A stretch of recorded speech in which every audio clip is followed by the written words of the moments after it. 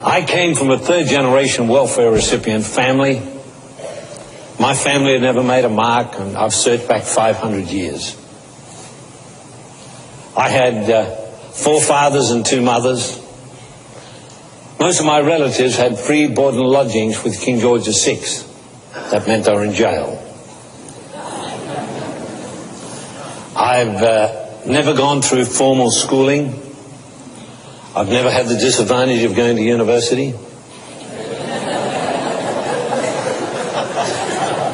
At 26 years of age, I was an illiterate bricklayer and stonemason.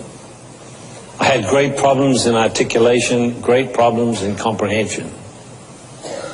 I went to school as a normal child goes to school, but I went very late. I was much older than the other children. I had come out of hospital after suffering the debilitating disease called diphtheria, and I was skinny and weak.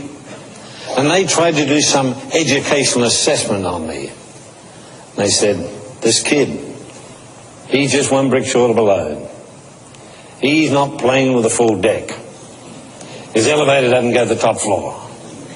And they were going to put me with a group of brain-damaged children called an opportunity class.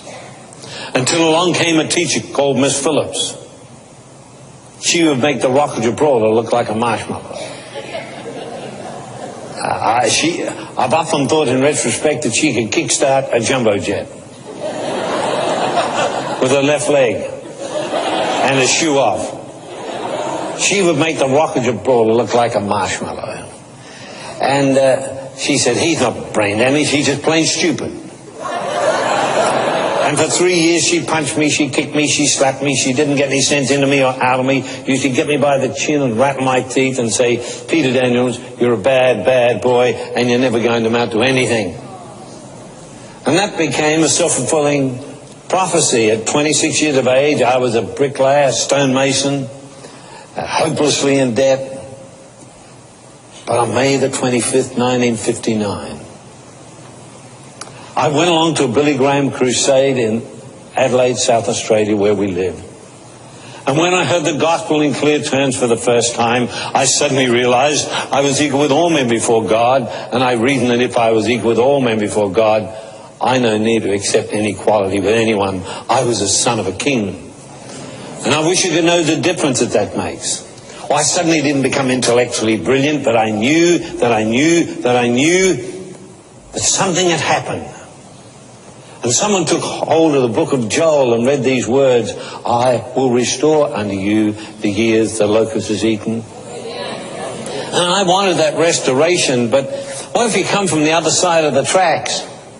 What if nobody is interested in you, and then God gives you 2 dreams so big you can hardly comprehend it? How do you handle it? Well, I wrote it on the back of a cereal package.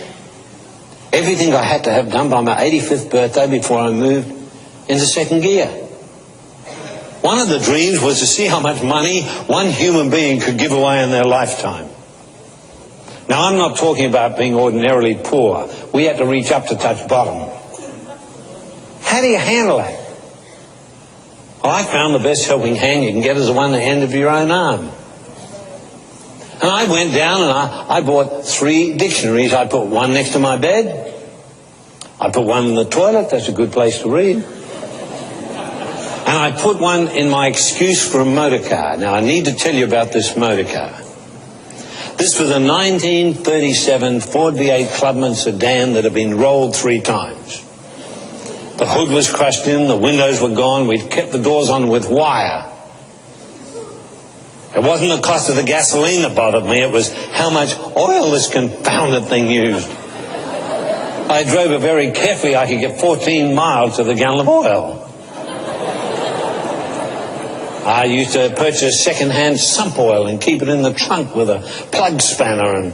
And if anyone showed any disrespect for my motor car, I would stop it in the middle of the traffic. I'd let a bank up.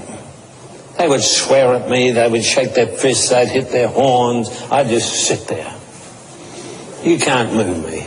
When it was all backed up, I'd put my foot on the clutch and slap it on the accelerator, and I would baptize them in oil.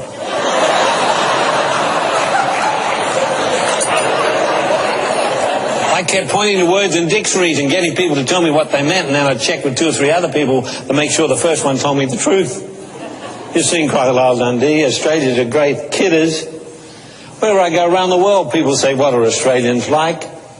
Well, we're a very balanced people. We have a chip on each shoulder. Well, I started pointing to words in dictionaries and getting people to correct me. Then I'd check with 2 or 3 other people to make sure the first one told me the truth. I went through those dictionaries frontwards and then backwards until I understood every single word. Then I read 2,000 biographies. I haven't got polygrip, I said 2,000. Then I studied law, accountancy, philosophy, theology, modern ancient history, politics and economics. I found the mind was like a muscle and it could be developed. And then I went into business. Lost everything. I want to tell you, that'll clear your sinuses. I paid it back and went into business again. Lost it again. I mean, you learn nothing new from the second kick from a horse. I paid it back. I was going in the business the third time. My wife said to me, Peter, just get a job. Just get an ordinary job. Be a garbage collector, anything. Just get a job. Just have some regular money coming in. She said, Peter, the winter's coming. Peter Jr. needs shoes for school and Graham needs a sweater and I'm pregnant again. You've spent all this money on books. I can't see anything happening. You take 3 steps forward and 4 steps backwards.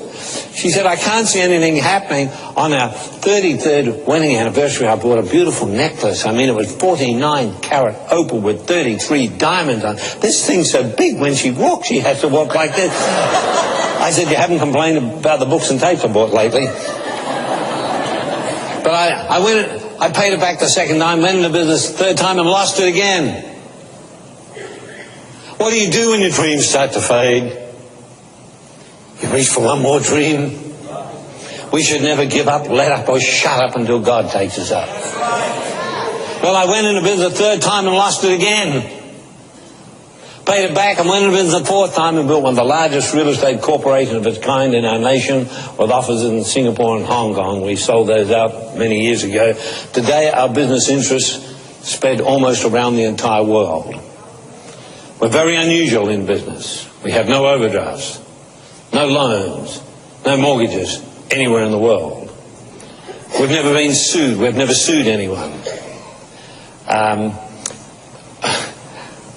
We are the only corporation on the face of the earth that has its own private currency.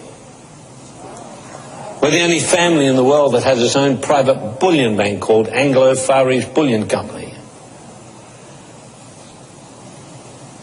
Now, my mind works a little bit different, because I've never ever gone through formal schooling. According to psychologists and others, they say you have a very different mind. You can read 8 books at a time. Would you believe, a Texan paid me $1 million for 15 minutes advice. He made $120 million. You're not that smart. I really only took 10 minutes, but I say 15 minutes because it sounds better. An Australian company paid me $1 million for advice. About 8 years ago, we did 2 films on economics. We contested it against 1,600 other major corporations in the world at the Video and Film Festival in Chicago, including General Motors, Ford, Mercedes-Benz, Boeing. We won. We won the gold for directorship and the silver for content, and it was on biblical economics. It took us to the top 10% of advisors in the entire world on economics. Now, I'm your wake-up call. I'm not coming back. I come once. Tomorrow night, I'm going to show you how to go into business and win every single time. I'm tired of Christians being broke. You stay in a job. You know what job stands for? Just over broke. It's time for you to take back the economics. It's time for you to stop being employment fodder, suffocating in the amorphous glob of sameness.